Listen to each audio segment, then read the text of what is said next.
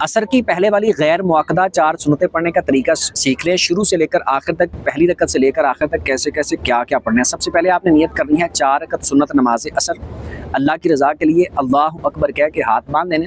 سب سے پہلے سبحانک اللہ پڑھنی ہے، اس کے بعد اعوذ باللہ من الشیطان الرجیم بسم اللہ الرحمن الرحیم پڑھ کے الحمدللہ پڑھنی ہے۔ اس کے بعد پھر آپ نے بسم اللہ پڑھ کے قل هو اللہ یا کوئی سورت پڑھنی ہے۔ رکوع اور سجدے کرنے، ایک رکعت ہوگی، دوسری کے لیے آپ نے کھڑے ہونا ہے تو سٹارٹ کرنا ہے بسم اللہ سے، اس کے بعد پڑھنی ہے الحمدللہ، پھر اس کے بعد بسم اللہ پڑھ کے آپ نے قل هو اللہ یا کوئی سورت پڑھنی ہے۔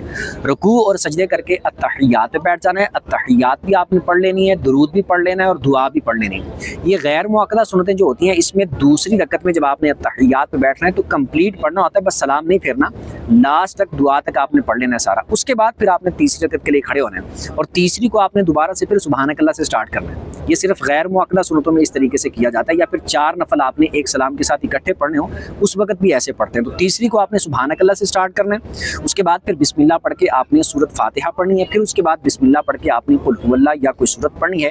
رکوع اور سجدے کر کے 3 رکعتیں، چوتھی کے لیے کھڑے ہونا ہے تو چوتھی کو آپ نے سٹارٹ کرنا ہے بسم اللہ سے، اس کے بعد پھر پڑھنی ہے الحمدللہ، پھر اس کے بعد بسم اللہ پڑھ کے قل هو اللہ یا کوئی سورت پڑھنی ہے۔ رکوع اور سجدے کر کے التحیات پہ بیٹھ جانا ہے، التحیات پڑھ کے درود پڑھ کے دعا پڑھ کے سلام پھر کے آپ نے اپنی اثر کی 4 سنتوں کو کمپلیٹ کر لینا ہے۔ اور سیم عشاء کی جو پہلے والی 4 سنتیں غیر معقدہ ہیں ان کو بھی اسی طریقے سے پڑھنا ہوتا ہے، اس میں نیت عشاء کی کرنی ہے، اس میں نیت اثر کی کرنی ہے۔